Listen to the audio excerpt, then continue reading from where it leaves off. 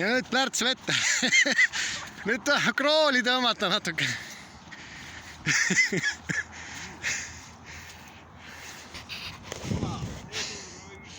No, 120.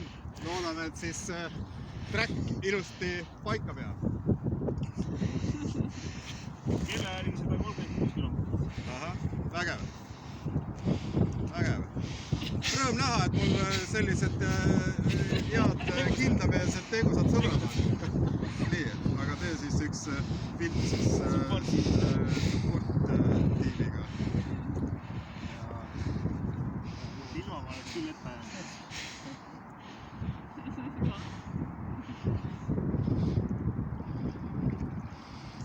Väga hea, aitab. Aitab pullist see. Okay. Hea vähemine töökoha lõppu. Jaa, väga valges ja kõik. Ivo muidugi arvas, et ta ajab kui veel vette. See tuleks ujuma panna veel. Ma olen siin praegu õhus mitte ringi. Noh.